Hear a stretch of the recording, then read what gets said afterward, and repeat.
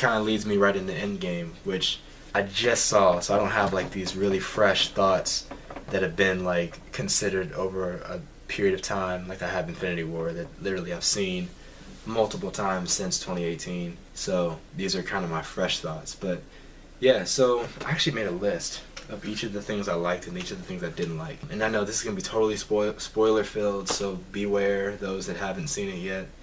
I'm going to talk about it like you have seen it. So first of all, I'd say like the first quarter of the movie is like the post Infinity War portion of the movie, like where it's just everything that's happened and all the ways that the world has been affected following the snap.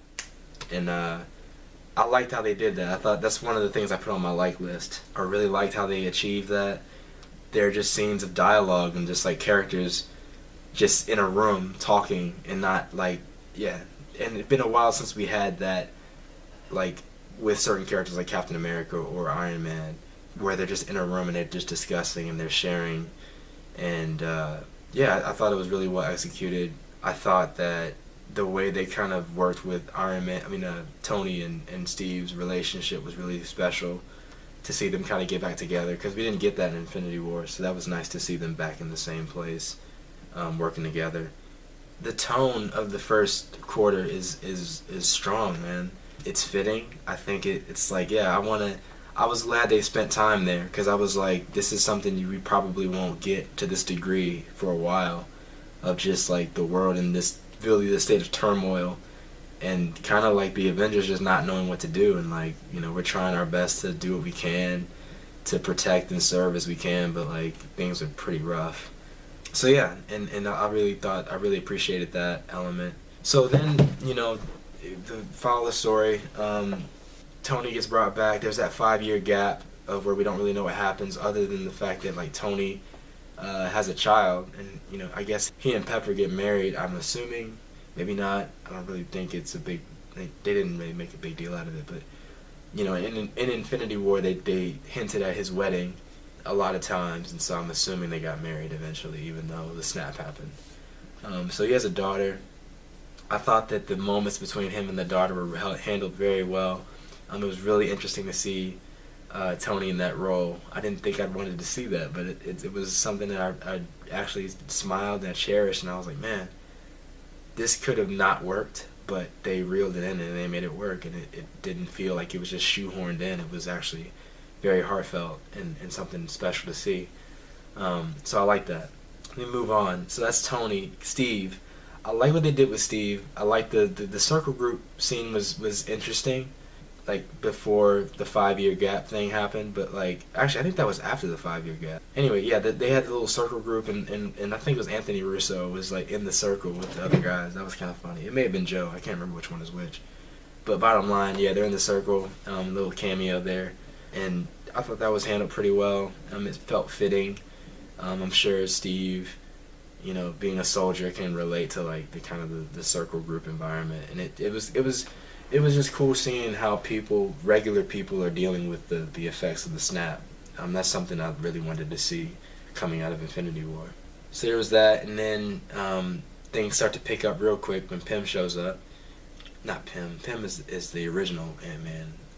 When Scott Lang shows up, and he basically just goes right into, like, he goes to the Avengers headquarters and makes the proposition that, hey, like, time travel may be the thing we need to save everybody. A lot of fans had already kind of predicted that was the way the story was going to go, with the whole quantum realm and like time travel and time being bended and used in different ways. So it didn't really like surprise me. But yeah, I was just like, okay, all right, time travel, that's cool, but how are you going to pull this off? Like, is it going to work? And so yeah, then they go through, essentially from that point on, it's just getting the team together. And that I like that sequence, was really cool. I thought it was really cool how they went back in each major character, like Bruce getting Banner back, and I loved how what they did with Hulk, man. Like how Bruce has control over the Hulk now. That's straight from the comics. That's straight from Jim Starlin. In Infinity Gauntlet, Bruce is the same way. He's like the Hulk, but he can behave and talk, and he has his mind and everything. So I thought that was really, really cool. And at first, I was a little bit nervous about it, because I was like, I really hope that every time he's on screen, it's not going to be a distraction. Because initially I was like, dude, I can't pay attention to anything that's happening as long as he's like this. Because his voice is coming out of that character, and it's CG, and it's good CG, but it's CG nonetheless. And you're hearing Mark Ruffalo coming out of the Hulk. So, but I mean, again, you kind of get used to it after a few scenes, and it didn't bother me after a while. So after that, they get the team together. I liked what they did with Hawkeye. I thought, and even starting the movie with his family felt fitting. I think as just a kind of nice way to start and kind of get the tone set just from the onset. It did kind of fake me out though, because you kind of wonder if he's gonna be the main focus of the story, and he isn't. But I thought that was kind of what they were going for. But yeah, I'm gonna skip ahead to the time travel sequences because that's where like the main like portion of the story takes place, which is like the middle to the very end. I kind of have to wait on this. I'm gonna come back to time travel. So the sequences of the time travel worked well for me. It was kind of like a cool nostalgia trip, going back to like Avengers and then Guardians of the Galaxy and Thor: Dark World, like revisiting those movies. And again, if you were a fan, if you watched all the movies like I did, I'm sure you appreciated that going back. And how they incorporated the Hail Hydra thing from the comics, like I was like, dude, that's sick. Like they made it work and it made sense. So yeah, there were some really cool moments there. I thought the humor worked pretty well throughout those scenes because yeah, it's a very emotionally weighty movie, and I was a little bit concerned. Actually, I wasn't, but there was a part I was like, man, like I hope this thing isn't just a complete like just wrecks you emotionally, and there's no way to enjoy it, like actually have like genuine happiness and enjoyment. But yeah, so I thought that was handled well. One thing that did bother me though, I will say this about time travel and just them getting the stones, I almost thought it was a little too easy. I don't know, I just feel like, and I know like they're the smartest people in the world essentially. You got Tony Stark and you got Scott Lang and like, you know, Bruce Banner, and they all their brains are working together to come up with this time travel concept. But I thought there should have been a little bit more trial and error. And I know it's a 3-hour movie, so you can't spend a whole lot of time there. But the fact that, you know, Scott proposes this thing and it gets like completely greenlit and perfected in a matter of like, I don't know, maybe like a couple months. Just kind of, I was like, all right, I don't know how I feel about that. But it's a small, again, nitpicky things. And then with, so yeah, they do the time travel thing. They go, and again, I thought that between that and then also how they like actually achieve getting the stones back, it seemed a little too easy. Like, I don't know, I just felt like it's a plan that shouldn't have worked, but it did. And I was like, okay, well, all right then. I mean, it didn't bother me. I just kind of, in the back of my mind, I was like, dude, that's some serious luck. Like, favor is really on you guys, because that there are so many like ways that could have gone wrong. And it did at one point, but like then they fixed it, and I was like, okay, all right, well, I guess I'll buy it. So that's that, and then so they get all the stones, they build the gauntlet. So that brings me to Thanos, who actually doesn't have a whole lot of screen time in the movie, which honestly was a disappointment to me. I really, and I get it, I understand why. Infinity War was Thanos' movie. The directors and the writers both, like, they all said that. So I didn't walk into Endgame expecting to get Thanos Part 2.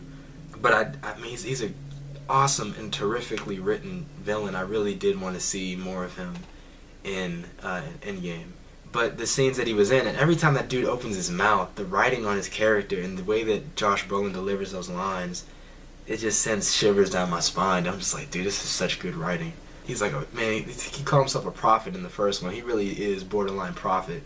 The way just every line he delivers just feels like it has such weight behind it. But yeah, I liked what they did going back to like the pre-Infinity War Thanos and just showing how like he had respect for his later older self and was like, yeah, I fulfilled my destiny and I'm about to fulfill it again. Like, I'm about to do this thing right. I learned from the mistakes of my future self and I'm going to course correct. That was cool. Which I guess that I'm gonna skip ahead because like, that essentially brings me to the end of the movie, which is the big moment. Well, all right, I'll say one more thing because I left out a very critical character in the Avengers in general, which is Thor, and how I felt about what they did with his character. I know some of my friends who I went to see it with didn't like what they did with Thor, or they liked it at first, but they didn't expect it to last the entire movie. Like he's hungover, he's overweight, he's not in shape, he's not at his prime. It didn't bother me. I mean, if you want to see the badass like killing it Thor, go watch Infinity War and Thor Ragnarok. Like you'll get plenty of that. I think after the events of Infinity War, anybody could call it a cop out or whatever, but like I think with the kind of stress and the pain of knowing that you've basically brought your entire civilization down, yeah, that's a lot of weight, and like for him to deal with it the way he does in in Endgame, kind of, I mean, it felt fitting to me. I didn't mind it. I did expect him to kind of like maybe zap his lightning and like get back in shape or something, but he didn't. And I mean, again, it didn't bother me. He still was just as bad as he would be, I think, if he was in shape. But yeah, that was interesting, and it was so not expected. I did not expect that at all. But which then they had the Korg and Meek cameo, which, oh man, which that brings me, okay, so I gotta talk about the ending, because that's like the main. You think you've gotten enough cameos, you think you've gotten to see enough people from like previous movies, you ain't seen nothing, dude.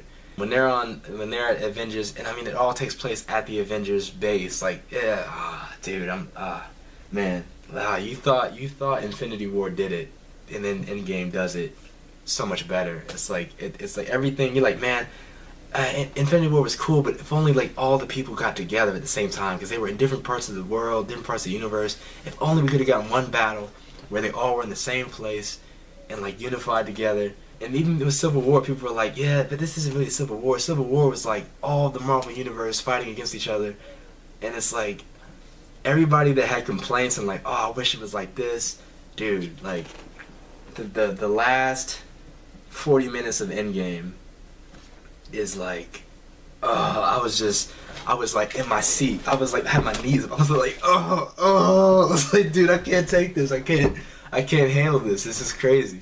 And like, you talk about splash pages, dude. Like, because people talk about the Civil War airport scene like that. Oh, like all the heroes are fighting and like the camera's just going everywhere and you seeing everybody. Spider-Man swinging, Iron Man shooting up, Scarlet Witch lifting people in the air, and then it's like, dude, you ain't seen nothing yet, man.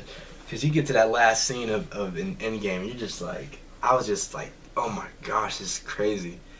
So that whole scene, I thought, and then Cap gets the hammer. I was like, oh dude, what? I lost it, man. It's to all the people that have like followed these movies and been supportive, like, and have really like done their homework. It was such a good payoff, which I think is really a credit to the entire movie. It just feels like a payoff and paid homage to anybody and everybody that supported Marvel and what they've done over the past however many decades of their existence, man.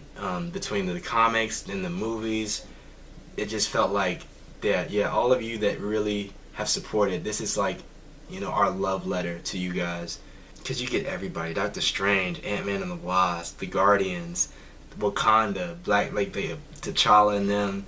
You get all the Avengers, the main Avengers. You get Korg and Meek. Valkyrie comes back. It's just like a family reunion, man. It's crazy.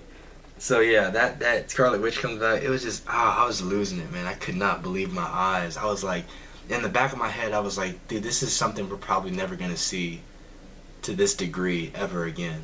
So I just wanted to like sit there and let it sink in, and I felt kind of stupid because I was losing my stuff. I want to say the other word, but I'm not going to curse. But I was like, I don't mind losing it because like this is something special and we're probably not going to get this again. So yeah, I was floored by that. So yeah, by the end of the movie, I got to be quick because I still have some more to share. By the end of the movie, man, I was sad to see Thanos die. I did not want him to die. I get why though. Like, there was no version of him, because in the comics he kind of has a character shift where he kind of becomes empathetic. He realizes, I don't have the ability. I'm not worthy of the gauntlet. I can't control these Infinity Stones. It's not my job. I'm not going to try to do this again. And he kind of becomes an ally to the Avengers. And I kind of wanted to see that happen with this Thanos, but it was pretty clear. When they went back in time and got the old Thanos, it was like, yeah, there's no way.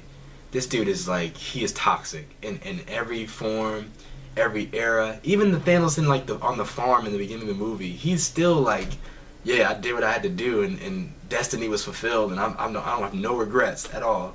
So I was like, yeah, this dude is like bad news. You can't keep this dude around in good conscience. So while I was disappointed that they killed a great character, I understood. I was like, yeah, you can't keep that dude around and keep everybody safe. So yeah, which brings me to another death, the other probably most significant death that happened. Which brings me to another point. I gotta get into my criticisms, but yeah, I gotta be quick because my camera's about to die. Tony Stark. It made sense. I think if anybody had to go, it had to be him. Either him or Cap. And I think it was fitting that it was him because he kind of started everything. His movie was the first one in the MCU. He's the one that Nick reached out to. Technically, he reached out to first about the Avengers Initiative. I'm saying because Captain Marvel kind of screws with that now. But bottom line, as far as like our chronology, we first heard about Avengers Initiative in Iron Man 2008, and so he kind of started it off. It felt fitting. I thought that it worked. I mean, in how he snapped and everything like that, that worked for me. I thought it was great that, like, yeah, yeah, and having Peter there like that. I didn't cry at that scene. I thought I was gonna cry then. I didn't. I didn't cry until like they were on the lawn. I think the lawn of the Avengers headquarters, I think, and like they pushed out the his first heart, like his first arc reactor, out into the river, and it had like the proof that Tony has heart. I said, "Oh, dude, that is just that's what got me," because I was like, came full circle. Again, Iron Man 2008. Jon Favreau as Happy Hogan was there. He was present in the movie at the like in that shot in Endgame. I was just like, this is too much. I can't do this. He was there. Samuel Jackson, Nick Fury was like, yeah. That's when I teared up because it was just like everybody was there. The only thing I kind of wanted to see, because we just saw Spider-Verse a couple months ago, and like there's that scene, in the city of New York as everybody's gathering to honor Peter Parker who died. I kind of wanted something like that where like they showed the fans and the people that have supported Iron Man and they like really like solidifying, hey, this is the next era, like we're making way for the next generation of people to come up. And I didn't get that, but like still, I mean, I think everything about that scene worked for me. That was just something I kind of wanted to see. So yeah, and I thought the end of the movie was very heartfelt and it felt right. And I'm excited for what the future holds for the franchise and what the next Avengers are going to be like. So, and yeah, I'm assuming Thor is going to be in Guardians 3, which is cool. I mean, I kind of wanted there to be I wanted them to introduce Adam Warlock in Guardians 3, and they still may, but I thought Adam Warlock was going to be like the kind of character that Thor is going to be, hopefully, in Guardians 3. Just like this super powerful being that has beef with like Star-Lord because he's like kind of smart and in control. But yeah, we'll see. I don't know what they're gonna do. Guardians 3 is so far down the road. We don't even know what that's gonna be about yet. But yeah, I'm excited. Like I said, I'm excited for whatever is in store. But I will say, let me get to some of my criticisms because I gotta be quick. Some of the things I didn't like, as I already said, Thanos dying. I was a little disappointed that there weren't a lot more weighty deaths. Like I thought there were gonna be a lot more. I thought everybody was gonna die. Like all the original, the OGs. Like I thought at least Cap and Iron Man, or Cap or Iron Man, and Iron Man died. But I really thought Cap was gonna go. And I know he's old, so he's gonna die soon. But I really wanted to see him go out in battle. I thought that would have been really cool. Yeah, I thought. I don't mind. I think Clint should have stayed alive, but like definitely Cap, definitely Iron Man. I thought Black Widow was fitting, I guess. That caught me by surprise. I did not think she was going to go, but yeah, she did. So yeah, that was my first criticism. I really wanted to feel more loss after the movie ended, and I didn't really feel a whole lot. Even though Tony died, I was like, yeah, I mean, that's cool, but I wanted more. I already said the ease of getting the stones. Like the stones were really easy for them to retrieve. I thought that went a little too smooth. I thought there was going to be a scene where Hulk got to do his thing and go against Thanos, but he never really did. I thought Bruce was going to get to take on Thanos himself as Hulk. I really wanted to see that battle happen, and it didn't. And I mean, that was just a little that was an afterthought. Like I was like, oh man, I kind of would have wanted to see that. after the ass beating that he got by Thanos in the Infinity War. But last but not least, well, two more things I'll say.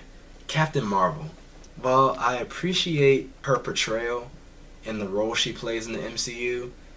In this movie, she really was just a deus ex machina. Literally, man. She shows up twice, and each time it's just to save the day. When all hope seems like it's lost, she comes in and like saves. And I was like, okay, that's fine, but like she doesn't even play a really significant role. And I'm like, this, like, for real, y'all really, like, this is what y'all saw Endgame and said, oh, we gotta really familiarize people with this character, because if they see her, like, I don't know, I was like, I mean, I don't know. I was a little disappointed. I thought she was going to have a more prominent role, and she didn't. And again, the only time she came in was just to, like, save the day. So I was like, yeah. And then she did it twice, and then just went away again. And I was like, okay, alright then. There was no scenes between her and Nick. I thought there was going to be something between her and Nick, like, in the future. Like, the older Nick with her, and just being like, yeah, I've changed a lot. I've gotten harder. I'm, like, a lot more serious, because in Captain Marvel he was kind of jokey and funny, so I wanted to see that, but I didn't. So I thought the way her character was handled was pretty poorly done. But she's only in it for, like, I don't know, maybe like 5-6 minutes, maybe more. I don't know. It felt like 5 to 6 minutes.